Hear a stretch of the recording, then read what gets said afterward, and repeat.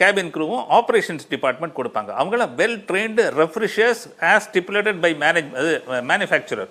இப்போ Boeing company என்ன சொல்கிறான், அதை வந்து அப்படியே Boeing company will inform government of India. Ministry of civil aviation will inform DGCA. DGCA நீங்கள் இந்த கேபின் க்ரூ இந்த பைலட்லாம் இந்த ட்ரெயின்லாம் அட்டன் பண்ணாங்களாங்கிறதுக்கு எல்லாத்துக்கும் ரெக்கார்டு இருக்கணும். ரெக்கார்டு எல்லாமே மெயின்டைன் பண்ணி ஆகணும். ரெண்டாவது, இந்த பேசஞ்சர்ஸ் ஏற்றுறதுக்கு, பேசஞ்சர் நீங்கள்லாம் பார்த்துருப்பீங்க, செக்இன் பண்ணும்போது அவங்க வீல் சேர் பேசஞ்சர் கொண்டு வரதுக்கு, அதுக்கப்புறம் யாராவது ஓல்டேஜ் பேசஞ்சர்ஸ் இருக்கிறவங்களுக்கு அவங்களுக்கெல்லாம் ஹெல்ப் பண்ணுறதுக்கு கிரவுண்ட் ஸ்டாஃப் இருக்காங்க.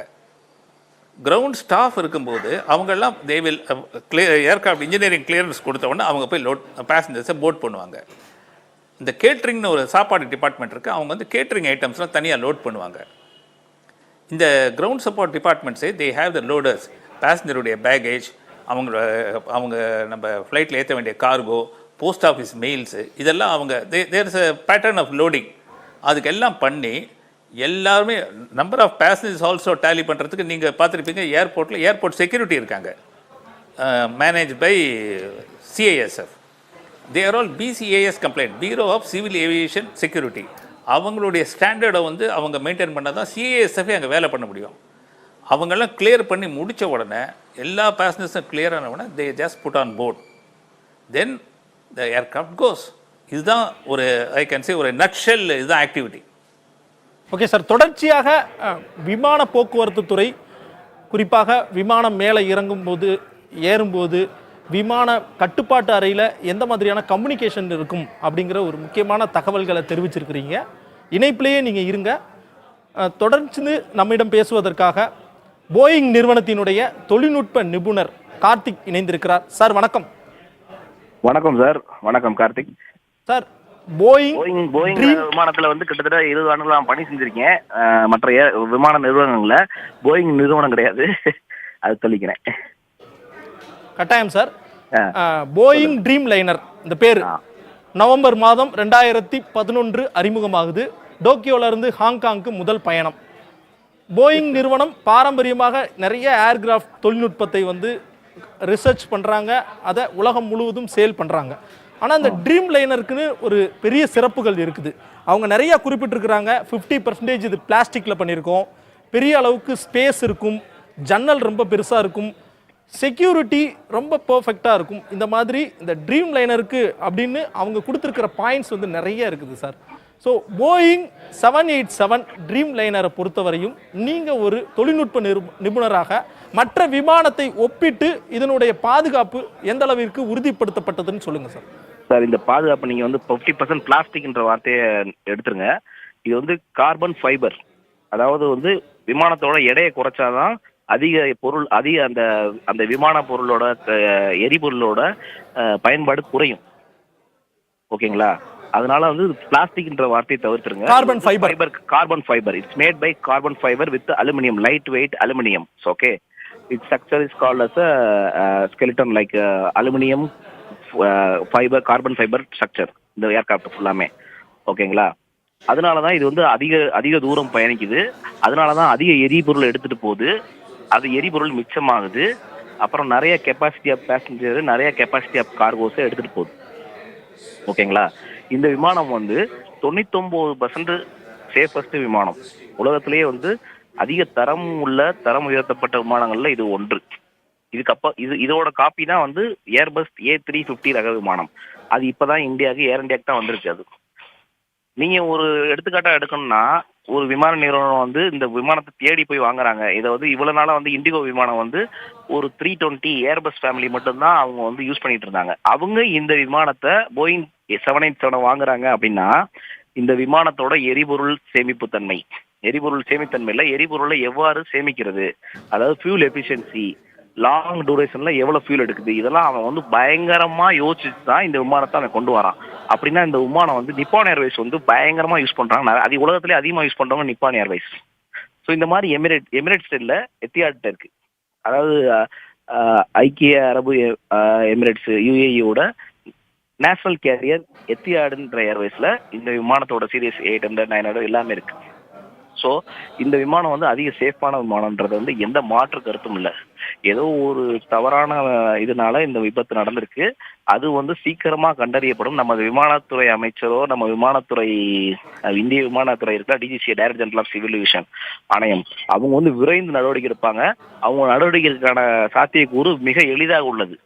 சமீப காலமாகவே குறுக்கிடுறதுக்கு மன்னிக்கவும், கடந்த 4 ஆண்டுகளாகவே போயிங் விமானத்தின் மீதான நம்பகத்தன்மை சற்று குறைந்து வருவதாக தெரிவிக்கப்படுது. குறிப்பாக அலாஸ்கா ஏர்லைன்ஸ் ஏற்பட்ட அந்த விபத்து, அதற்கு பிறகு நடந்த சில விபத்துக்கள் தொடர்ச்சியாக இதே யூகேவை சேர்ந்த ஒரு ஃப்ளைட் வந்து சிங்கப்பூர் அருகே ஒரு விமான தடுமாற்றம் ஏற்பட்டது.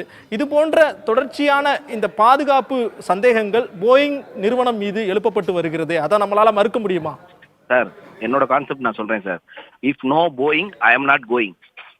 திரும்ப சொல்றேன், if no Boeing I am not going அப்படின்ற கான்செப்ட் வந்து நான் மட்டும் இல்ல, பல பேர் இருக்கவங்க இந்த உலகத்துல. அப்பனா பாத்துக்கோங்க, போயிங்க வந்து குறை சாட்டுறது தவறு. போயிங் விமானத்துல இப்ப பாத்தீங்கன்னா ஏர்பஸ் 350 விமானம் ஜப்பான்ல ஃபுல் டோட்டல் ரன்வேலையே வெடிச்சு தெரிஞ்சிச்சு. அப்போ வந்து அதை குறை சொல்லுவீங்களா நீங்க? அப்படி சொல்ல முடியாது. விமானம்ன்றது விமானம் 99% சேஃப்டஸ்ட் ஜாவை கொடுக்கறது தான் விமான போக்குவரத்தோ ஏர் சேஃப்டியோ அதுக்குள்ள வேலை. அது வந்து ஒரு ஒருங்கிணைந்த டீம். சார் சொன்னார்ல, கேட்டரிங்கு, அந்த ஃபியூலு, இன்ஜின், ஏர் ஃப்ரேம், ஒவ்வொரு டிபார்ட்மெண்ட்டாக சொன்னாங்கல்ல, அது மாதிரி இது வந்து ஒரு யுனைடெட் ஜாப். யூனிட்டி வேணும். இதில் வந்து ஒரு யூனிட்டி. எல்லாருமே நம்ம உடம்பு எப்படி அனைத்து இதில் ஒருங்கிணைக்கப்பட்டிருக்கோ, இதயம், கல்லீரல், கணையம், அது மாதிரி இது ஒரு ஒருங்கிணைக்கப்பட்டது. எல்லாம் சேர்ந்தா தான் ஃப்ளைட்டு பறக்கும் சார், இல்லைன்னா பறக்காது. ரொம்ப எளிமையாக சொல்கிறீங்க சார். குறிப்பாக இந்த விமானம் எப்படி புறப்பட்டது, எந்த மாதிரி விபத்து ஏற்பட்டது அப்படிங்கிறத உங்ககிட்ட ஒரு தடவை ஞாபகப்படுத்திட்டு அது மூலமாக கேள்வி எழுப்புறேன். சரியாக 1:39க்கு அகமதாபாத் விமான நிலையத்தில் உள்ள 27வது ரன்வேலேருந்து புறப்படுது.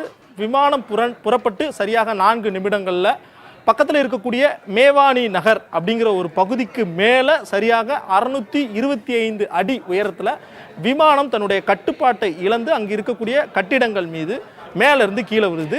இதற்கு முன்பு நம்மிடம் பேசிய மோகன் அவர்கள் தெரிவித்தாங்க, இந்த விமானத்தில் ஃபியூல் வந்து முழுமையாக நிரப்பப்பட்டிருக்கும். ஏடிஎஃப் என கூறப்படக்கூடிய அந்த கெரோசின் ஃபியூல் கேட்டகரி. ஓகே, நீங்கள் அது சிறப்பு வாய்ந்த அந்த கேட்டகரியிலான எரிபொருள் கிட்டத்தட்ட 58 டன் அளவிற்கு நிரப்பப்பட்டிருக்கும் அப்படின்னு சொல்கிறாங்க.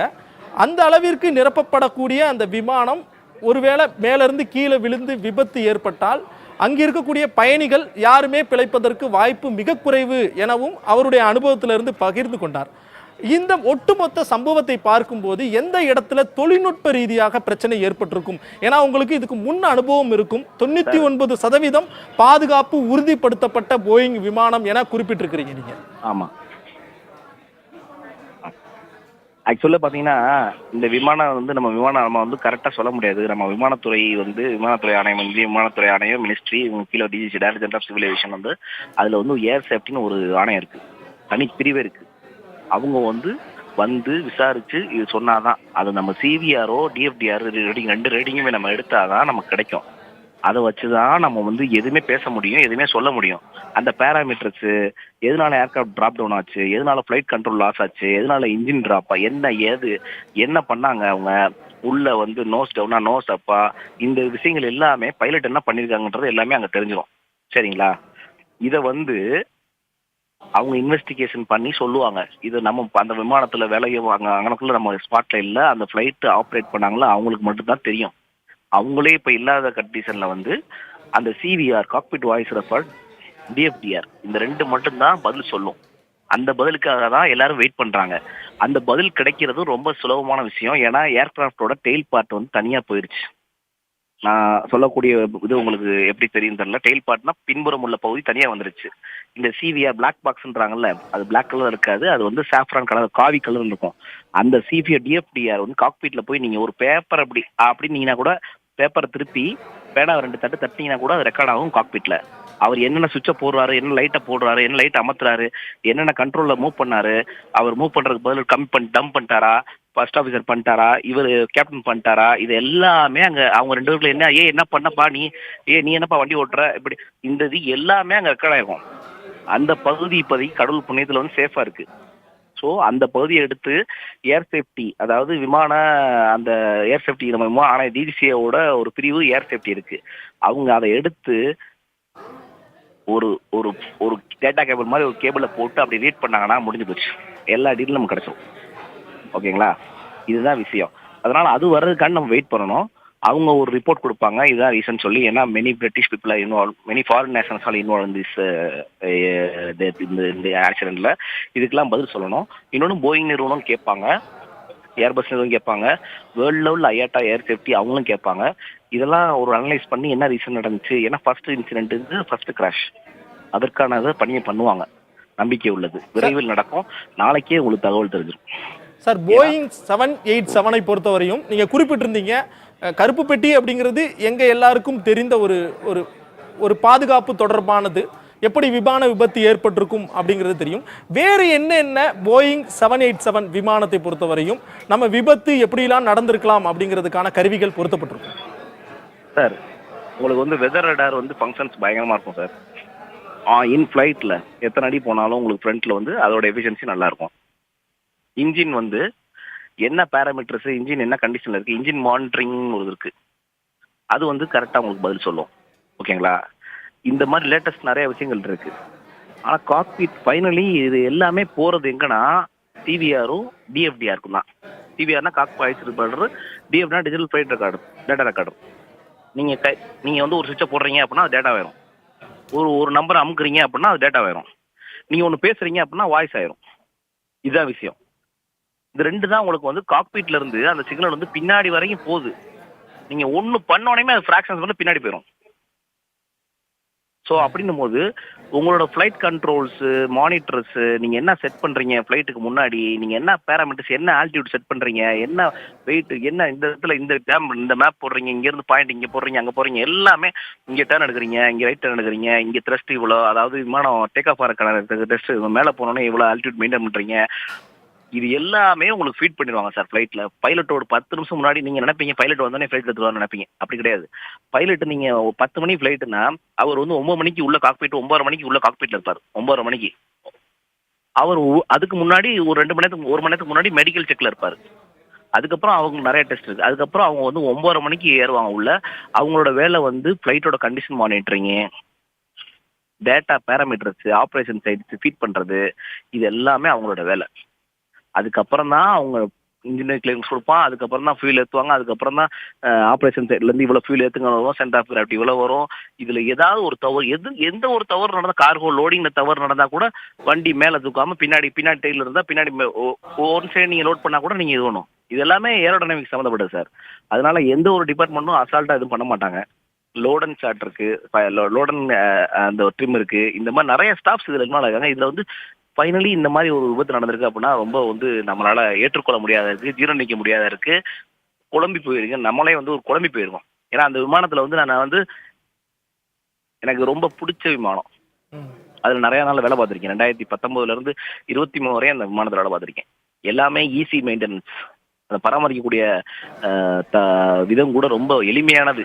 மற்ற விமானங்கள் போயிங் 737, போயிங் 777, 777 அதை பராமரிக்கிற இதை விட இந்த விமானத்தை ஈஸியாக பராமரிக்கலாம். Maintenance free aircraft, less maintenance aircraft நிறைய, அதாவது ஆப்ரேஷன்ஸ் வைஸ் ஏர்லைனுக்கு அதிகப்படியான வருமானத்தை கொடுக்கக்கூடிய இந்த விமானம் தான் இந்த விமானம். கார்த்திக் சார், பறவைகள் மோதல் விமான விபத்திற்கு ஒரு காரணமாக இருக்கலாம் அப்படின்னு சொல்லி ஒரு தகவல்கள் வெளியாகி இருக்குது. குறிப்பாக அகமதாபாத் விமான நிலையத்தை சுற்றி நிறைய பறவைகள் நடமாட்டம் கடந்த சில நாட்களாக இருந்ததாகவும் கூறப்படுது. இந்த பறவைகளினால் விமானத்தினுடைய பாதுகாப்புக்கு எவ்வாறு குந்தகம் விளைவிக்க முடியும்? என்னைக்குமே அகைன்ஸ்ட் நேச்சர் பிரச்சனை தான் சார். எத்தனை அடி நீங்கள் தூரத்தில் போனாலும் நீங்கள் வந்து சின்ன ஒரு கழுகு, நீங்கள் ஒரு பறவையோட வெயிட் எவ்வளோ பார்த்துருப்பீங்க? 100 கிலோ கழுகை பார்த்துருக்கீங்களா நீங்கள்? சரி, ஒரு 20, 30, 40 கிலோ கழுகு பார்த்துருக்கீங்களா? பார்த்துருக்க முடியாது.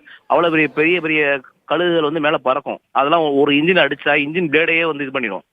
ஆனால் அந்த பிளேடை அடிக்கும் போது அவங்க ஃபுல் லாட்ஸ் ஆஃப் கண்ட்ரோல், இன்ஜினோட இது எஃபெக்ட் தெரிஞ்சிடும். அவங்க உடனே நெக்ஸ்ட் ஏர்கிராஃப்டில் வந்து லேண்ட் ஆவாங்க. விமானத்தில் வந்து விமானத்துக்கு எதிரியே வந்து பறவை தான். எனக்கு தெரிஞ்சு விமானம் மேலே ஏறும்போது அந்த விமானத்துக்கு வந்து எதிரியே பறவை தான். ஆனால் நேச்சர் அதை நம்ம வந்து தடுக்க முடியாது. ஏன்னா ஹை ஆல்டிடியூட் ஃப்ளைங் பேர்ட்ஸ் நிறைய இருக்கும். அதை வந்து நம்ம வந்து தடுக்க முடியாது. அது வந்து உள்ள வந்து விழுதான் செய்யும். ஆனா இவ்வளவு ஷார்ட் டிஸ்டன்ஸ்ல இவ்வளவு நீ சொன்னீங்க 800 அடின்றது வந்து ஜஸ்ட் வந்து ரொம்ப கம்மி சார். அந்த அடியில வந்து விமானத்துல வந்து பறவும் போது, அதுவும் 2 இன்ஜின்லயும் மோது ஃபெயில் ஆக வாய்ப்பே இல்லை சார். ஒரு இன்ஜின்ல மோதுனா இன்னொன்று தெரிஞ்சுக்கோங்க, விமானம் ஒரு இன்ஜின் ஃபெயில் ஆனா கூட ஒரு இன்ஜின்ல வந்து லேண்ட் ஆகும், டேக் ஆஃப் ஆகும். விமானத்துக்கு ஒரு இன்ஜின் ஃபெயில் ஆனாலும் இன்னொரு இன்ஜினால மேலே ஏற்றக்கூடிய இறங்கக்கூடிய தன்மை உள்ளது. அது designed by single engine operations. Even பவரா இருந்தாலும் சரி, பவர் ஃபெயிலியரா இருந்தாலும், ஒரு இன்ஜின்ல பவர் ஃபெயிலியரா இருந்தாலும் சரி, பின்னாடி ஆக்சிலரி யூனிட்னு ஒரு பவர் இருக்கு, ஏபின்னு சொல்லி ஆக்சுவலி பவர் யூனிட் இருக்கு, அதுல இருந்து பவர் வரும். ஸோ உங்களுக்கு வந்து ஒரு இன்ஜின்ல பவர் ஃபெயிலியரு, இந்த சிஸ்டம் ஒர்க் ஆகல அப்படின்னா அவங்க பின்னாடி ஆக்சிலரி பவர் யூனிட்ல இருந்து எடுத்துக்கலாம். இதே இந்த இன்ஜின்ல இந்த இதுல வந்து பவர், அதான் எலக்ட்ரிசிட்டி பவர் ஃபெயிலியர் நம்ம சொல்ல முடியாது. இந்த விமானத்துல என்ன நடந்ததுன்றத சிவிஆர் டிஎஃப்டிஆர் ரெக்கார்டு என்ன சொல்லுதோ அதுபடி தான் சார் நான் சொல்ல முடியும். அதுக்காக நம்ம வந்து பறவைகள் மேல குற்றம் சொல்ல முடியாது சார். பேர்டுகிட்டு நான் நிறைய பார்த்துருக்கேன் சார். பேர்டுகிட்டு வந்து இன்ஜின்ல தான் அடிக்கணும் கிடையாது. பைலட் உட்காந்துருக்காருல, அவர் விண்டோ முன்னாடி கூட அடிக்கும், அப்படி ரத்தமா வரும். லேண்டிங் இயர்ல அடிக்கும், ரத்தமா இருக்கும். அப்படி பிளஸ் நம்ம ஒரு 10 கிலோ 20 கிலோ அதை மட்டும் எடுப்போம், இன்ஜின்ல விழுகும். இன்ஜின்ல விழுந்து இம்பாக்ட் ஆனா அது ஒரு இன்ஜின்ல வந்து அடிச்சா இன்னொரு இன்ஜின் இருக்கு சார். 2 இன்ஜின்லயும் சேர்ந்து அடிச்சா அப்படிலாம் வாய்ப்பே இல்லை சார். சார், விமானத்தை பொறுத்தவரையும் எத்தனை பாகங்கள் இருக்குது சார்? பொதுவாக சொல்லுவாங்க ராக்கெட் டெக்னாலஜி, ஃப்ளைட் டெக்னாலஜி அப்படிம்பாங்க. இருக்கக்கூடிய பொறியியல் அதிசயமாக நம்ம விமானத்தை தான் பார்க்குறோம். விமானத்தில் சிறு தொழில்நுட்ப கோளாறு கூட மிகப்பெரிய பாதிப்பை ஏற்படுத்தும். இந்த சூழல்ல விமானத்தை பொறுத்தவரை என்னென்ன பாகங்கள் ரொம்ப முக்கியமான பாகங்களாக பார்க்கப்படுது? இது வந்து விமானம் வந்து எப்படி தெரியுமா, ஜோன் வைஸ் பிரிப்பாங்க சார். எல்லா ஏர்கிராஃப்ட்டுக்கும் same zone 100, zone 200, zone 300, zone 400, zone 500, 600 அப்படின்ட்டு இருக்கு சார். ஒவ்வொரு ஜோனுக்கும் ஒன்று இருக்கு சார். ஓகேங்களா? ஃபியூஸ்லேஜ் ஜோன் 100 வந்து பிலோ கார்கோ, 200 வந்து அப்பர். அது மாணிக்க ஜோன் வைஸ் ஒவ்வொரு பாகம் இருக்கு சார். இன்ஜினுக்கு வந்து தனி டீம் சார், பவர் பிளான்ட். ஓகேங்களா? அவர் ஏற்கனவே சார் சொன்னார், ஏவியானிக்ஸ் சொன்னார். ஏவியானிக்ஸ்னா எலக்ட்ரானிக்கலி சம்மந்தப்பட்டதை பார்க்குறவங்க ஏவியானிக்ஸ். ஏர் ஃப்ரேம்னா இன்ஜின்னு, அதோட ஃபியூஸ்லேஜ், விங்கு, லேண்டிங் கியர் எல்லாத்தையும் பார்க்குறவங்க ஏர் ஃப்ரேம். It's call B1. அந்த எலக்ட்ரானிக் பண்ணுறவங்க it's call B2. 2 scope of engineer இருப்பாங்க. நீங்கள் ஒரு ஃப்ளைட்டை வந்து ஒரு இன்ஜினியர் எல்லாம் ரிலீஸ் பண்ண முடியாது. ஒரு ஃபால்ட் வந்துன்னா ஒரு B1 B2, அதாவது எலக்ட்ரிக்கல் இன்ஜினியரும் ஏவியானிக்ஸ் இன்ஜினியர் வாங்க. ஏவியானிக்ஸ் இன்ஜினியர் B2, ஏர் ஃப்ரேம் இன்ஜினியர் B1. இவங்க 2 பேரும் சேர்ந்து தான் அந்த வேலையை பார்க்க முடியும். நீங்கள் பாட்டுக்கு ஒரு வேலையை பார்த்துட்டு நான் கிளியர் பண்ணிட்டேன்னு சொல்ல முடியாது. அவரோட கன்ஃபர்மேஷன் வேணும். அதே மாதிரி நிறைய டாஸ்க் வந்து டூப்ளிகேட் இன்ஸ்பெக்ஷன் இருக்கு. டூப்ளிகேட் இன்ஸ்பெக்ஷன்றது வந்து ஒரு மேஜர் டாஸ்க் நாங்கள் பண்ணுறோம் அப்படின்னா, லேண்டிங்கில் ஒர்க் பண்ணுறோம், ஒரே டயத்தில் 2 இன்ஜினில் வேலை பார்க்குறோம் அப்படின்னா, அங்கே வந்து 3வது ஆள் வந்து பார்க்கணும், சைன் பண்ணணும். அதுதான் ப்ரொசீஜர்ஸ். இந்த மாதிரி நிறைய இருக்குது சார். இதெல்லாம் வந்து நான் எப்படி சொல்கிறேன்னா, நீங்கள் மெயின்டெனன்ஸ்குள்ளே ரொம்ப டீப்பாக போன மாதிரி இருக்குது. அதையும் மீறி ஒரு விபத்து நடக்குது அப்படின்னா, இது வந்து நம்ம விசாரித்த பிறகு தான் தெரிய வரும் தவிர நம்ம எதுவுமே சொல்ல முடியாது சார். இப்போ ஏர்கிராஃப்ட் நான் நிற்கிறேன், என் ஏர்கிராஃப்டில் வந்து ஃபியூல் ஃப்ளோ கம்மியாக இருக்குது அப்படின்னா, ஃபியூல் ஃப்ளோ மீட்டரை செக் பண்ண, என்ன பிளாக்கேஜ் இருக்கான்னு பாரு. கார்த்திக் சார், உங்களுடைய கலந்துரையாடலை வந்து வெளியுறவுத்துறை செய்தி தொடர்பாளருடைய செய்தியாளர் சந்திப்புக்கு பிறகு பார்க்கலாம். விமான விபத்து தொடர்பாக செய்தியாளர்களை சந்தித்து வருகிறார். Delhi and they celebrated Eid together here. Can you throw some light on this, sir? Divya. So Divya from the Indian Express. On Canada again, you mentioned a reset of ties. So is there a thought about restoration of high commissioners on both sides, and if yes, then has there been any conversation on that? Thank you. Okay. So Sudhi, first you're on the plane crash. I'm sure you're following the developments. It has happened few hours ago.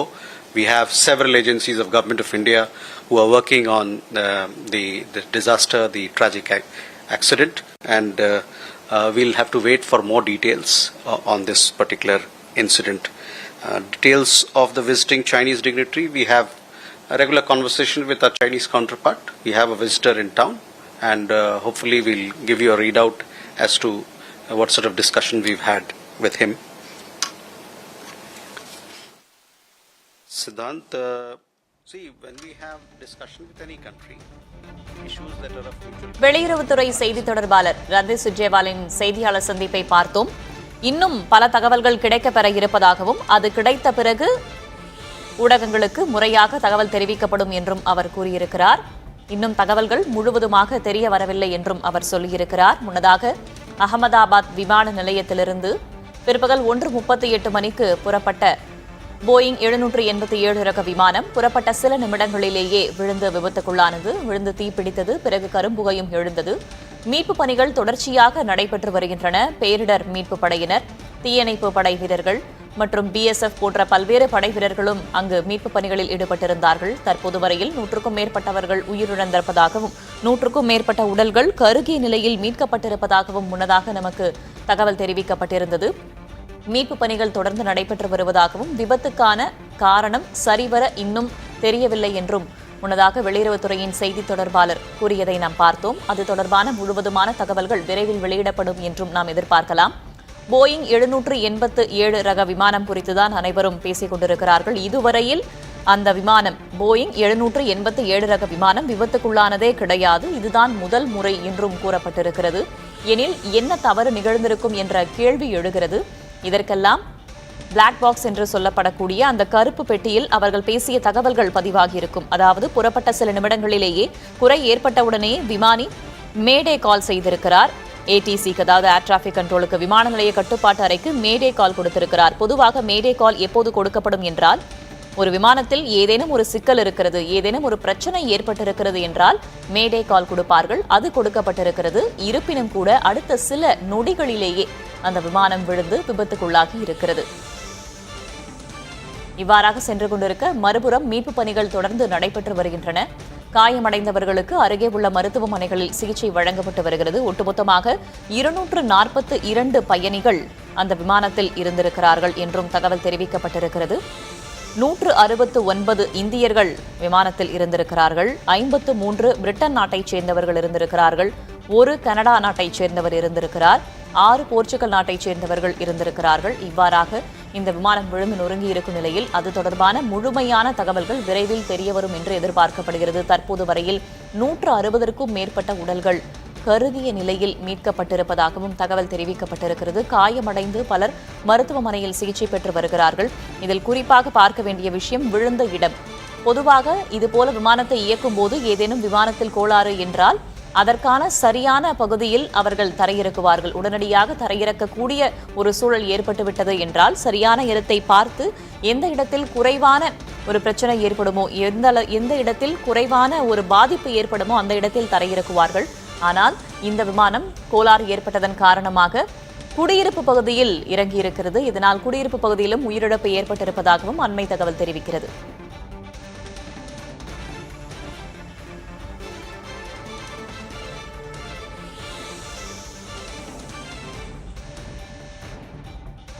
ஓய்வு பெற்ற விமான நிலைய மேலாளர் திரு மோகன் நமக்கு தொடர்ச்சியாக தகவல்களை தந்து கொண்டிருக்கிறார். இதுகுறித்து அறியாத பல விஷயங்களையும் அவர் நம்மிடையே சொல்லி வருகிறார். அவர் நம்முடைய இணைப்பில் மீண்டும் இணைந்திருக்கிறார். அவரிடம் பேசலாம். திரு மோகன், சற்று நேரத்திற்கு முன்னதாக வெளியுறவுத்துறையின் செய்தி தொடர்பாளர் ரந்தீர் செய்தியாளர்களை சந்தித்து பேசும்போது இன்னும் முழுவதுமான தகவல் தெரியவில்லை என்று கூறியிருக்கிறார். பொதுவாக விமானி அந்த விமான கட்டுப்பாட்டு துறையோடு பேசுகிற விஷயங்கள் அனைத்துமே அந்த கருப்பு பெட்டியில் இருக்கும் என்று சொல்வார்கள். என்ன காரணம் என்பதையும் கருப்பு பெட்டி மூலமாக நாம் கண்டறியலாம் என்றும் சொல்வார்கள். இவர் சொன்னதன் அடிப்படையில் இன்னும் எவ்வளவு நேரம் எடுத்துக்கொள்ளும் முழுவதுமான தகவல் என்ன பிரச்சனை என்பது குறித்து தெரிய வர? அதற்கான ப்ரொசீஜர் என்ன? இந்த ஆக்சிடெண்ட்டை பொறுத்த வரைக்குமா இந்த அந்த ஸ்போக்ஸ் பர்சன் சொன்னது ஃபுல் டீட்டெயில்ஸ் அப்படிங்கிறது வந்து தகவல் மட்டும் இல்லை. இப்படி ஞாபகம் வச்சுக்கலாம். முதல்ல பேசஞ்சர் லிஸ்ட்டு, க்ரூ லிஸ்ட்டு, யாரெல்லாம் க்ரூ மெம்பர்ஸ், யாரெல்லாம் பேசஞ்சர்ஸ், இது அது ஆல்ஃபபெட்டிக்கல் ஆர்டரில் போடுவாங்க. அதுக்கப்புறம் ஹவு மெனி சர்வைவர்ஸ்லாம் எங்கே இருக்காங்க, எந்த ஹாஸ்பிட்டலில் அண்டர்கோயிங் ட்ரீட்மெண்ட். இந்த கேஸில் ஸ்லைட்லி காம்ப்ளிகேட்டட் ஆல்சோ. ஒன்று ஏரோப்ளேனில் இருந்தவங்க, ரெண்டாவது அந்த மெடிக்கல் ஹாஸ்பிட்டலில் அந்த ஹாஸ்டலில் இருந்தவங்க, அவங்களாம் கீழே சாப்பாடுக்கு வந்தவங்களாம் சில பேர்லாம் இன்ஜுரி ஆகிருக்காங்க. மூணாவது அந்த CVR DFDR black box recovery அது ரெக்கவரி எடுத்துட்டு it will be taken for now government will constitute a commission. அந்த கமிஷனில் எல்லா ஃப்ளைட் சேஃப்டி டிபார்ட்மெண்ட்ஸும் வரும். ஏர் இண்டியாவுடைய ஃப்ளைட் சேஃப்டி டிபார்ட்மெண்ட் வரும், DGCA இருப்போம், மேனுஃபேக்சரர் மெயின்லி போயிங் கம்பெனி வருவாங்க. ஏன்னா அவங்களுடைய reputation is at stake. So அதனால் இந்த என்கொயரியில் தே வில் ஆல்சோ பார்ட்டிசிபேட். இந்த CVR DFDR உடைய டேட்டாவெல்லாம் கம்ப்ளீட்டாக சிமுலேட் பண்ணி எதனால அந்த ஆக்சிடென்ட் நடந்தது அப்படின்னு அந்த கோர்ட் ஆஃப் என்கொயரி கிளியரன்ஸ் கொடுக்குற வரைக்கும் இந்த ஃபுல் டீட்டெயில்ஸுங்கிறது வராதுமா. இது வந்து ரொம்ப முக்கியமானது. ஏன்னா இது லீகல் காம்ப்ளிகேஷன். நடந்த ஃப்ளைட் வந்து டொமஸ்டிக் ஃப்ளைட் இல்லை, இன்டர்நேஷ்னலுடைய compensation for passengers very high. Death of பேசஞ்சர்ஸ்க்கெல்லாம் no they are no called in different calculations. அதனால் ஈச் அண்ட் எவ்ரி பேசஞ்சருக்கு செட்டில்மெண்ட்டே ஸோ மெனி லேக்ஸில் வரும். அதுக்கு முன்னாடி it is not due to an airline ஃபால்ட்டுங்கிறது airline should establish itself. So அதனால் இது லீகல் காம்ப்ளிகேஷன்ஸ். எனக்கு வந்து அந்த ஸ்போக்ஸ் பர்சன் சொல்லணும் அந்த ஃபுல் டீட்டெயில்ஸுங்கிறது அந்த கோர்ட் ஆஃப் என்கொயரியோட ரிப்போர்ட் வந்ததுக்கு அப்புறம் தான் தெரியும். முதல்ல உங்களுக்கு ஒரு ஐடியா கிடைக்கும். அந்த என்ன சொல்கிறாங்கனாக்க இப்போ ஆல்ரெடி நம்மக்கிட்ட ஏற்கனவே வந்துடுது 625 அடி, 58 tons fuel, 242 passengers, then all this basic information வந்துடுது. இப்போ மெயினாக வர வேண்டியது how many survived and what is their status. அந்த death people unfortunately who were died in the crash, they have to be identified and then their body has to be handed over to the relatives. அது ஒரு பெரிய legal ப்ராசஸ்மா. Because இந்த கேஸில் it is not a normal bus accident. This is a case of massive fire accident. இன்ஃபர்னோன்னு நம்ம சொல்லுவோம் இல்லையா, அந்த இன்ஃபர்னோ இது, because the whole thing has gone fire. So identification itself will be difficult. So அதுக்கப்புறம் தான் அந்த full டீட்டெயில்ஸுங்கிறது தெரியும். சரி, தகவல் என்பது காரணம் மட்டுமல்ல, இந்த விபத்துக்கான காரணம் மட்டுமல்ல, பிற விஷயங்களையும் உள்ளடக்கியது அப்படின்னு சொல்லியிருக்கீங்க. அடுத்ததாக இது போல விமான விபத்து நடந்துவிட்டது என்றால் அந்த கருப்பு பெட்டி கண்டறியவது அப்படியெல்லாம் தாண்டி விமான போக்குவரத்து ஆணையரகம் அடுத்த கட்டமாக என்ன செய்யும்? ஒருவேளை விசாரணை அமைப்புகளை அமைக்கிறார்கள் என்றால் அது எவ்வாறாக அமையும்? அதே போல குஜராத் அந்த மாநில நிர்வாகமும் இருக்கு இல்லையா, அவங்க என்ன செய்வார்கள்? அரசாங்கம் என்ன செய்யும்? இதுல குறிப்பாக விமான போக்குவரத்து ஆணையரகம் அடுத்த கட்டமாக என்னென்ன நடவடிக்கைகளை மேற்கொள்ளும்? இது நான் சொன்ன மாதிரி முதல்ல கோர்ட் ஆஃப் என்கொயரி வருமா, அது வந்து that's by the government of India. இந்த இடத்துல என்ன பண்ணுவோம், ஸ்டேட் என்ன பண்ணுவாங்கனாக்க ஃபாரன்சிக் டிபார்ட்மெண்ட், அது என்ன சொல்லுவீங்க, அந்த தடய அறிவியல் அந்த குரூப் எல்லாம் வந்து எல்லாமே வெதர் ஏதாவது வேறு ஏதாவது சபட்டாஜ் இருந்ததா, வேறு வெதர் எனிதிங் எக்ஸ்ப்ளோடட், அது இதெல்லாம் ஃபுல்லாக செக் பண்ணுவாங்க. அவர் நார்மல் இதுதான்னாக்க அதையும் கிளியரன்ஸ் பண்ணுவாங்க. So that is by the state government. இந்த என்டையர் எக்ஸசைஸ் முடிகிற வரைக்கும் the whole place will be fully lit. அந்த ஃப்ளட் லைட்ஸ்லாம் போட்டு for about a week or 10 days the whole place will be cordoned off by public. ஏன்னா இப்போ now there are hundreds of media people. மீடியாங்கிற கைஸில் people should not go inside, public should not go inside and disturb the setup. So ஒரு 10 days or 15 daysக்கு the whole place will be cordoned off. சரி, இது ஒரு புறம் இருக்க, ஏர் இந்தியாவுடைய விமானம் தான் இது அப்படின்றதும் குறிப்பிடத்தக்க ஒரு விஷயமாக இருக்கிறது. ஏற்கனவே ஏர் இந்தியா அரசு கிட்ட இருந்தது, தனியார் கிட்ட போனது என்பதான சர்ச்சைகளும் ஒரு புறம் இருக்கின்றன. மறுபுறம் பார்த்தோம் அப்படின்னா ஏர் இந்தியா இன்று பிற்பகல் சொல்லும் போது இன்சிடென்ட் என்று குறிப்பிட்டிருந்தார்கள். அதற்கு பிறகு இன்சிடென்ட் அப்படின்னா சம்பவம் என்று குறிப்பிட்டிருக்கிறார்களே, ஆக்சிடென்டாக இல்லாமல் அப்படின்ற ஒரு கேள்வியும் அப்போது எழுந்தது. பிறகு அவர்கள் விபத்து என்பதை உறுதி செய்து விட்டார்கள். இதனை தொடர்ந்து ஏர் இந்தியா நிறுவனத்திடம் என்ன மாதிரியான விசாரணை மேற்கொள்ளப்படுவதற்கான வாய்ப்புகள் இருக்கிறது? இல்லை, இது ஏர் இண்டியா தான். அதாவது இந்த விசாரணையில் ஏர் இண்டியா தான் மெயினாக இருப்பாங்க. அதாவது எப்படின்னாக்கா, முதல்ல இந்த ஏர்க்ராஃப்டுடைய மேனுவல் இருக்கும். அதாவது கம்ப்யூட்டரைஸ்டு இந்த ஏர்க்ராஃப்ட் எங்கேருந்து வந்தது. ஃபார் எக்ஸாம்பிள் இந்த கேஸில் ஏர்க்ராஃப்ட் வந்து டெல்லி டு அஹமதாபாத் வந்திருக்கு காலையில். அதுக்கப்புறம் ஆஃப்டர் 2 hours ஆர் சம்திங் அது it's going as international flight. அந்த ஃப்ளைட்டில் வந்தபோது அதனுடைய பர்ஃபார்மன்ஸ் எப்படி இருந்தது, அதனுடைய டேட்டா இந்த டிஎஃப்டிஆர்லேயே அதெல்லாம் வந்துடும். அந்த லாக் புக்ஸ் எல்லாம் இருக்கும். whether any snag has been rectified, who certified the aircraft, அதனுடைய புக்ஸ் எல்லாம் கம்ப்ளீட்டாக ஆன் கிரவுண்ட் இருக்கும். அது அப்புறம் ஏர்கிராஃப்டில் எத்தனை பேசஞ்சர் போனாங்க, அந்த பேசஞ்சருடைய லிஸ்ட்டு, அவங்களுடைய பேகேஜ், அவங்களுடைய நேஷ்னாலிட்டி. ஏன்னா other countries are also involve. இந்த கேஸில் நீங்களே சொன்னீங்க Indians, British, Portuguese and Canada இவங்களாம் இருந்திருக்காங்க. ஸோ அந்த கண்ட்ரியோடைய embassy will also be associated. What is their அவங்களாம் யார், அவங்களுடைய டீட்டெயில்ஸ்லாம் எடுக்கணும்.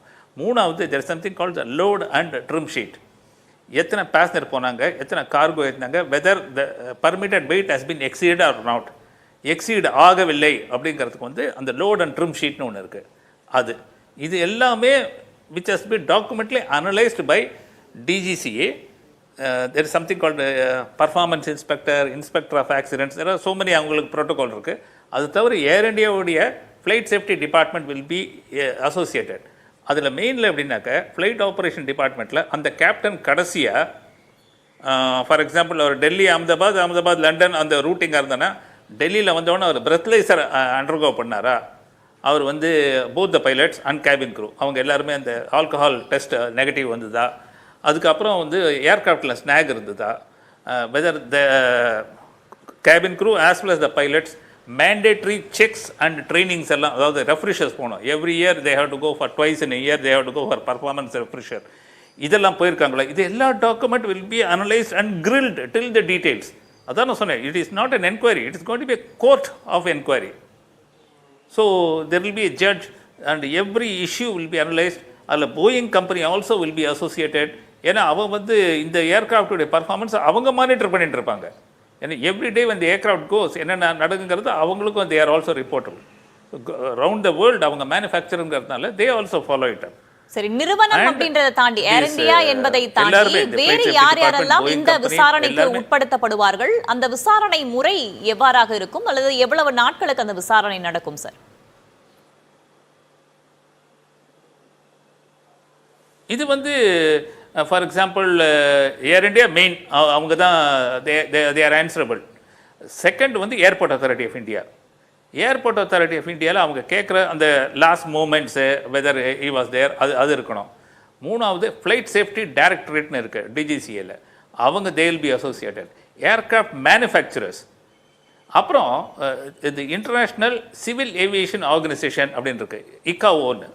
அவங்களுடைய main idea is about development of airports and all that. There is something called IATA also, international air transport association. They will also come.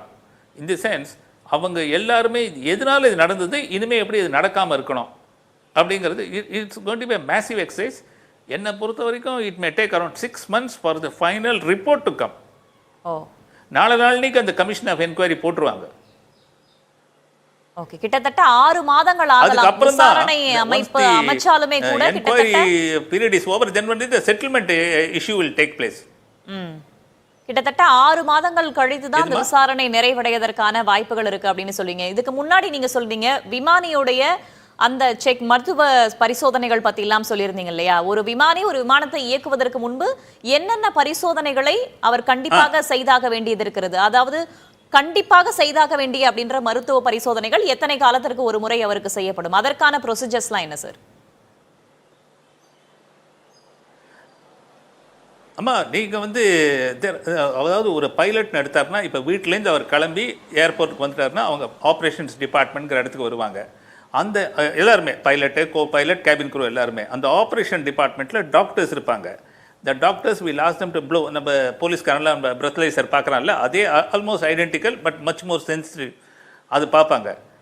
This has to be repeated for every departure.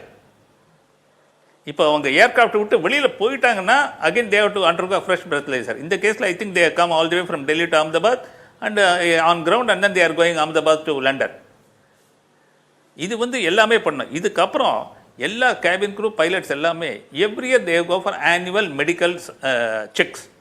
அதாவது நம்ம famous hospitals இருக்குல்ல, பெரிய branded hospitals இருக்கும்.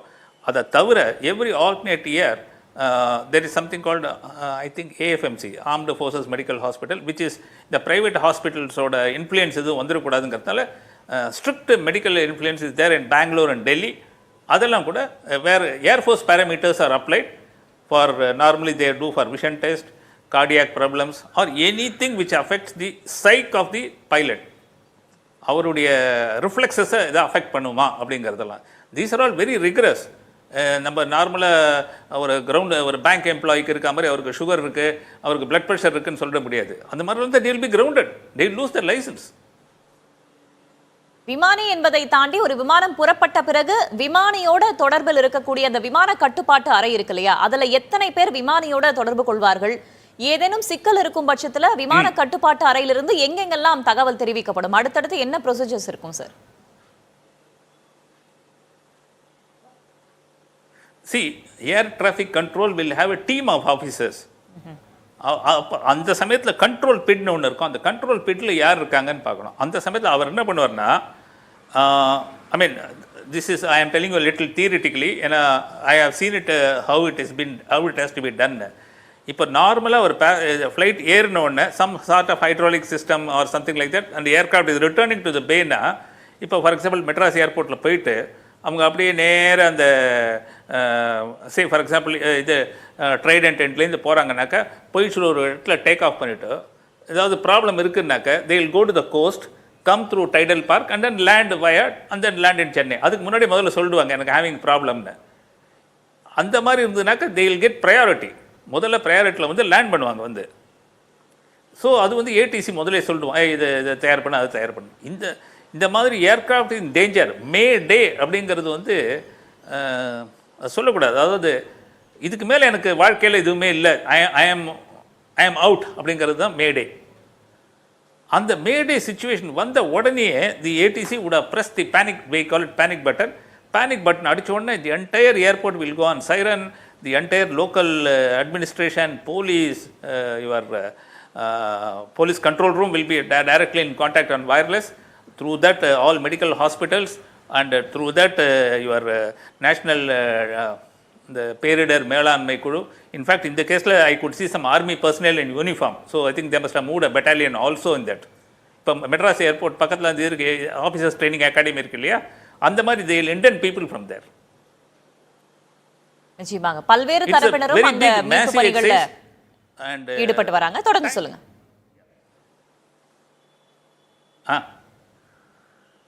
ஆமாம், இது இது இது இது இந்த மாதிரி தான்மா. இப்போ நம்ம இன்ஃபேக்ட் பப்ளிக் நம்ம பார்க்குறோம் இல்லையா, பப்ளிக் கூட இருக்காங்க. அந்த சமயத்தில் யாராக இருந்தாலும் யாரோ ஒருத்தர் கை கொடுக்குறாங்க. அந்த மாதிரி நிலைமை தான் அது. இவர் தான் இந்த வேலையை தான் பண்ணோங்கிறது கிடையாது. சரி, பல்வேறு தரப்பினரும் தீயணைப்பு படை வீரர்கள், தேசிய பேரிடர் மீட்பு படையினர் அப்படின்னு இல்லாம பல்வேறு தரப்பினரும் பொதுமக்களும் கூட அங்க மீட்பு பணிகளில் ஈடுபட்டு வரதான காட்சிகளை நம்ம பார்க்கிறோம். இதற்கு முன்பு சில விமான விஷயங்களை நம்ம பார்த்திருப்போம் இல்லையா?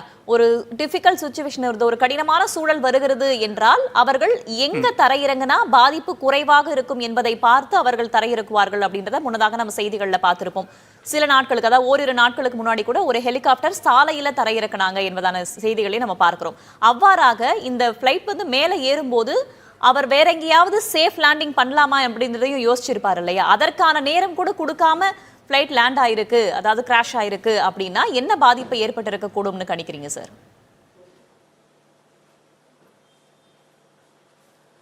என்னை பொறுத்த வரைக்கும் I think he must have lost the power. அதாவது 2 இன்ஜினுமே ஸ்டால் ஆயிருக்கும்னு நினைக்கிறேன். ஃபார் எக்ஸாம்பிள் நீங்கள் இன்டர்நெட்டில் போய் பார்த்தீங்கன்னாக்க அமெரிக்காவில் ஒரு ஏர்பஸ் 320 யுனைடெட் ஏர்லைன்ஸ் நினைக்கிறேன், அந்த pilot when he lost both the engines அவர் பக்கத்தில் ஹட்சன் ரிவரில் வந்து லேண்ட் பண்ணுறாரு. அப்படியே ஒன்று கூட ஸ்க்ராட்ச் கிச் இல்லாமல் பேசஞ்சர் எல்லாம் சேஃபாக ரிவரில் வெளில வந்துட்டாங்க. ஸோ இந்த கேஸில் அவருக்கு அந்த ஆப்பர்ச்சுனிட்டி அந்த டைம் இல்லைன்னு நினைக்கிறேன் அவருக்கு. சரி, புறப்பட்ட சில நிமிடங்களிலேயே, அதுவும் மேடே கால் கொடுத்த அடுத்த சில நொடிகளிலேயே விமானம் விழுந்து நொறுங்கினதுனால அந்த சின்ன நேரம் கூட அவருக்கு விமானிக்கு கிடைக்காமல் இருந்திருக்கலாம் அப்படின்றது உங்களுடைய கணிப்பாக இருக்கு. முழுவதுமான விவரங்களை சீக்கிரமா அவங்க வெளியிடுவாங்க அப்படின்னு நம்ம எதிர்பார்க்கலாம். இப்போ விமான போக்குவரத்து ஆணையரத்தை பொறுத்தவரையில் இந்த விஷயத்திற்கு பிறகு, இந்த ஒரு விபத்திற்கு பிறகு, இத்தனை உயிரிழப்புகளுக்கு பிறகு என்ன மாதிரியான மாற்றங்களை கொண்டு வருவதற்கான வாய்ப்பு இருக்கு அப்படின்னு நீங்க கணிக்கிறீங்க இப்பொழுது நடந்த விஷயங்களை பொறுத்தவரைக்கும்? ஏன்னா அந்த விமானம் புறப்பட்ட அடுத்த சில நிமிடங்களிலேயே கட்டுப்பாட்டை இழந்திருக்கிறது. விமானி மேடே கால் கொடுத்திருக்கிறார், இருந்தாலும் அங்கு விழுந்து நொறுங்கி இருக்கிறது. இதனைத் தொடர்ந்து விமான போக்குவரத்து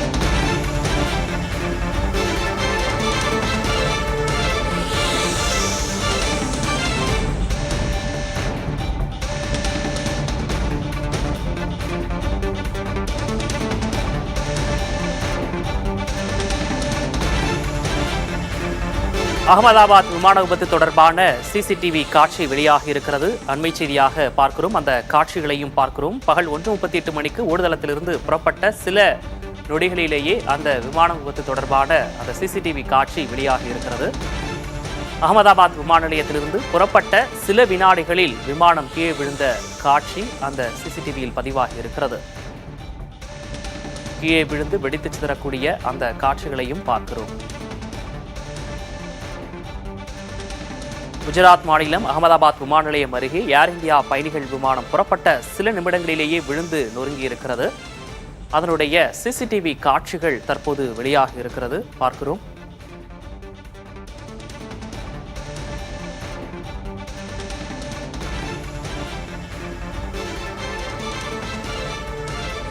புறப்பட்ட சில வினாடிகளிலேயே அந்த விமானம் கீழே விழுந்து வெடித்து சிதறும் அந்த காட்சியும் அந்த சிசிடிவியில் பதிவாகி இருக்கிறது.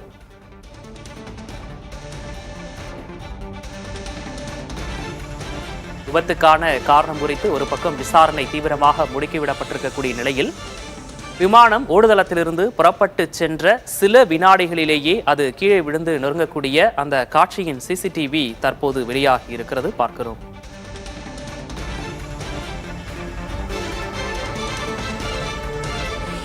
இன்று பிற்பகல் 1:38 மணியளவில் அகமதாபாத் விமான நிலையத்திலிருந்து லண்டன் புறப்பட்ட போயிங் 787-8 என்ற விமானத்தில் பயணிகள், விமான பணியாளர்கள் உட்பட மொத்தம் 242 பேர் இருந்தனர். அந்த விமானம் புறப்பட்ட சில நொடிகளிலேயே கீழே விழுந்து வெடித்து சிதறக்கூடிய அந்த காட்சி சிசிடிவியில் பதிவாகி இருக்கிறது. அது தற்போது வெளியாகி இருக்கிறது.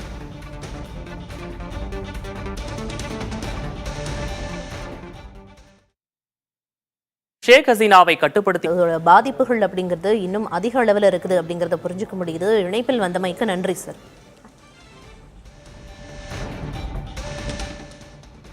Thank you ma'am. விமான விபத்து ஏற்படுவதற்கு சற்று முன்னதாக மேடே கால் என்ற அழைப்பு விமானியிடம் இருந்து கடைசியாக வந்துள்ளது. பறவைகள் மோதல், விமானியின் மோசமான உடல்நிலை போன்ற சமயங்களிலும் மேடே தகவல் வழங்கப்படும் என்று தெரிவிக்கப்படுகிறது. சர்வதேச அளவில் விமானங்களும் கப்பல்களும் பயன்படுத்தும் அவசர நிலை குறியீடின் பெயரே மேடே என்று அழைக்கப்படுகிறது. விமானமோ கப்பலோ கடும் ஆபத்தில் இருக்கும் சமயத்தில் அதனை இயக்கும் விமானியிடமிருந்து மேடே கால் என்பது அவசர காலகட்டத்தில் வரும் அந்த அழைப்பு வந்திருக்கிறது விமானியிடம் இருந்து. இந்த குறிப்பிட்ட விபத்தில் சிக்கிய விமானத்தை இயக்கிய விமானி மிகவும் அனுபவம் படைத்தவர் என்ற தகவலும் தெரிவிக்கின்றது.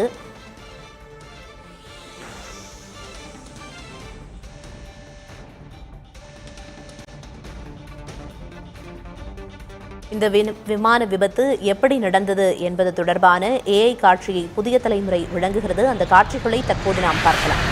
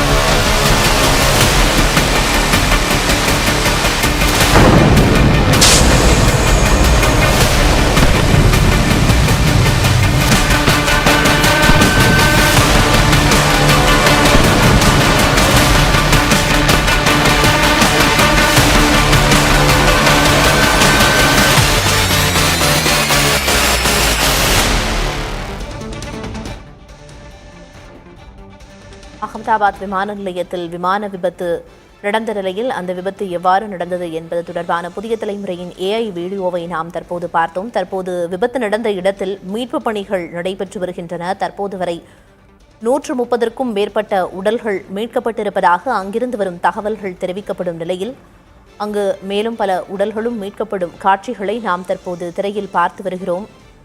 விமான விபத்து நடந்த உடனேயே தீயணைப்பு வீரர்களும் தேசிய பேரிடர் மீட்புக் குழுவினரும் மீட்புப் படையினரும் அங்கு விரைந்து வந்து மீட்பு பணிகளை தொடங்கி துரிதமாக ஈடுபட்டு வரும் நிலையில் தற்போது அங்கு தீ ஓரளவு கட்டுப்படுத்தப்பட்டு விபத்து நடந்த இடத்திலிருந்து உடல்களும் குறிப்பாக விபத்திற்கான காரணம் என்ன என்பதை கண்டறியும் கருப்பு பெட்டியையும் தேடும் பணியில் தற்போது மீட்புக் குழுவினர் ஈடுபட்டு வருகின்றனர். அந்த காட்சிகளை நாம் பார்த்து வருகிறோம்.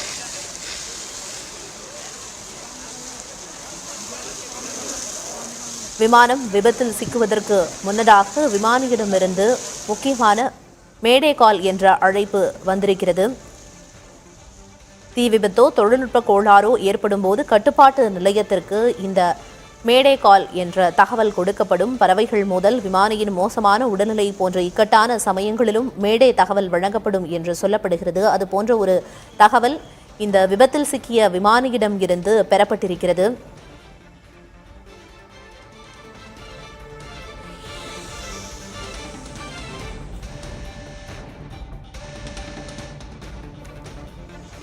இருநூற்று 40க்கும் மேற்பட்ட பயணிகள் பயணம் செய்த விமானம் விபத்தில் சிக்கிய நிலையில் தற்போது வரை உயிரிழப்பு எண்ணிக்கை 130ஐ தாண்டி இருக்கிறது. அங்கிருந்து 130க்கும் மேற்பட்ட உடல்கள் மீட்கப்பட்டிருக்கும் நிலையில் உயிரிழந்தவர்களின் எண்ணிக்கையை உறுதியாக தற்போதைக்கு சொல்ல முடியாது என்று தெரிவிக்கப்பட்டிருக்கிறது. காயமடைந்தோருக்கு உரிய சிகிச்சை அளிக்க ஏற்பாடுகள் செய்யப்பட்டிருப்பதாகவும் மத்திய அமைச்சர் தெரிவித்திருக்கிறார். விமான விபத்தில் உயிரிழந்தோர் எண்ணிக்கை குறித்து தற்போது உறுதியாக சொல்ல முடியாது என்றும் அவர் தெரிவித்திருக்கிறார். மேலும் உதவி எண்களும் அவசர அழைப்பு எண்களும் அறிவிக்கப்பட்டிருக்கிறது. மத்திய விமான போக்குவரத்து இணை அமைச்சர் செய்தியாளர்களை சந்தித்திருக்கிறார். காயமடைந்தோருக்கு சிகிச்சை அளிப்பதற்கே கவனம் செலுத்தி வருவதாக அவர் குறிப்பிட்டிருக்கிறார். விமான விபத்தில் உயிரிழந்தவர்களின் எண்ணிக்கை குறித்து இப்போது உறுதியாக சொல்ல முடியாது என்றும் அவர் தெரிவித்திருக்கிறார். மேலும் அகமதாபாத், டெல்லி ஆகிய இடங்களில் அவசர கால உதவி எண்கள் அறிவிக்கப்பட்டிருக்கின்றன. விமான விபத்தில் காயமடைந்தோருக்கு உடனடி சிகிச்சை அளிக்க ஏற்பாடு செய்யப்பட்டிருப்பதாகவும் அதில் கவனம் செலுத்தி வருவதாகவும் மத்திய இணையமைச்சர் முரளிதர் தெரிவித்திருக்கிறார். விமான விபத்தில் எத்தனை பேர் உயிரிழந்தார்கள் என்ற எண்ணிக்கை குறித்து தற்போது உறுதியாக சொல்ல முடியாது என்றும் அவசர கால உதவி எண்களும் அறிவிக்கப்பட்டுள்ளன.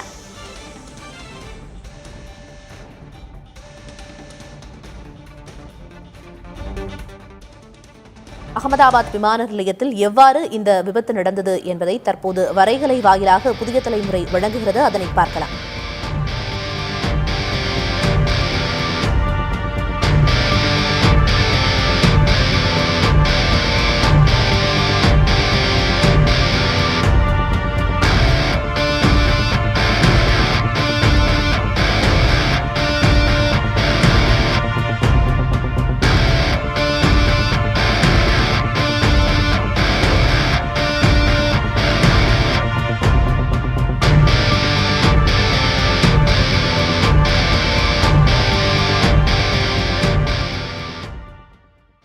தற்போது இந்த விபத்து குறித்து பேசுவதற்காக முன்னாள் விமான நிலைய மேலாளர் திரு மோகன் நம்மோடு இணைந்திருக்கிறார். நேரலையில் அவரிடம் பேசலாம். சார், தற்போது வரைக்கும் எத்தனை பேர் உயிரிழந்திருக்காங்க அப்படிங்கறத உறுதியாக சொல்ல முடியாது அப்படின்னு மத்திய இணையமைச்சர் சொல்லியிருக்காங்க. இந்த விவரங்கள் எல்லாம் எப்ப தெரிய வரும் அப்படின்னு எதிர்பார்க்கலாம்? குறிப்பா எவ்வளவு மணி நேரங்களுக்குள்ளாக யார் யார் இறந்திருக்காங்க, எவ்வளவு பாடியை ரெக்கவர் பண்ணியிருக்காங்கிற விஷயங்கள் எல்லாம் நம்ம எதிர்பார்க்கலாம் சார்.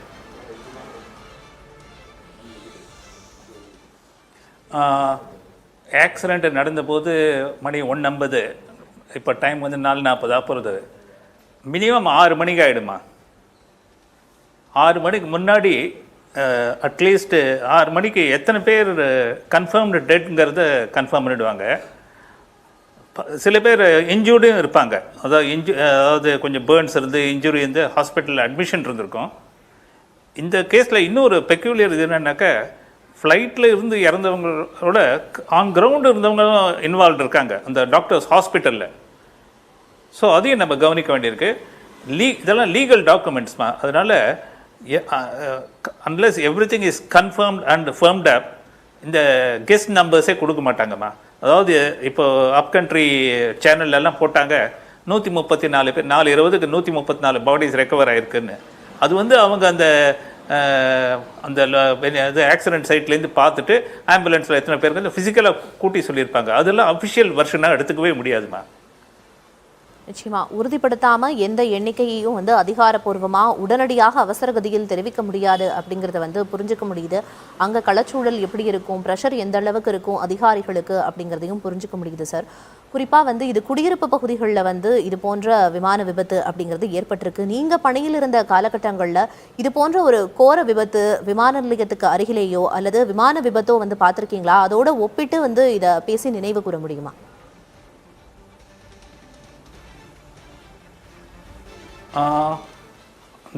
நான் வந்து நான் சென்னையில் இருந்தபோது 1986 நினைக்கிறேன், மெட்ராஸ்லேருந்து Bombay flight runway overshot பண்ணிட்டு, அவ்வளோதான். அந்த ஓவர் ஷாட் பண்ண அந்த ஏர்பஸ் விமானத்தில் அது ஃபயர்னால யாரும் இறந்து போகல. ஆனால் 1990 14 பிப்ரவரி ஏர்பஸ் 320 பெங்களூரில் ஆக்சிடென்ட் ஆச்சு.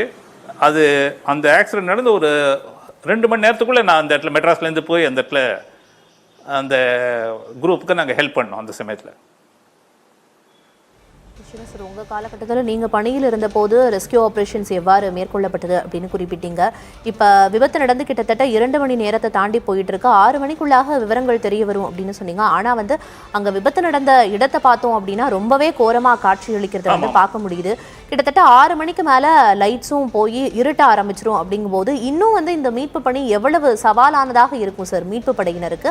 அதுக்குள்ள மீட்பு பணிகள் முடிவடைகிறதுக்கான சாத்தியக்கூறுகள் ஏதேனும் இருக்கா? அங்கிருந்து வர தகவல் என்ன வந்து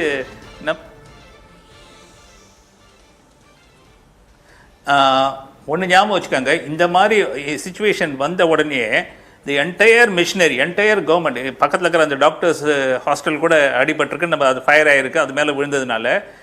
இப்போது நம்ம இதுக்கெல்லாம் டிசாஸ்டரில் நம்ம பார்க்குற மாதிரி கம்ப்ளீட்டாக ஃப்ளட் லைட் போட்டு till the last still they confirm all the passengers have been அக்கௌண்டட்ங்கிற வரைக்கும் ரெஸ்கியூ ஆப்ரேஷன் வில் டேக் பிளேஸ்மா. அது மட்டும் இல்லை, இந்த பிளேஸே will be cordoned off for a week. ஏன்னா there are lot of issues to be firmed up. ஒன்று, இது முடிஞ்ச உடனே கம்ப்ளீட்டாக பேசஞ்சர்ஸ் முதல்ல எல்லாத்தையும் எடுத்து எல்லாரையும் குரூவெல்லாம் யாரெல்லாம் who been sent to the hospital அதெல்லாம் அக்கௌண்ட் பண்ணி யாரெல்லாம் டெத் அதெல்லாம் கன்ஃபார்ம் பண்ணணும். It has to be identified by the relatives. இப்போ நம்ம 1.25 நம்ம அவங்கள அந்த 242 பேசஞ்சரையும்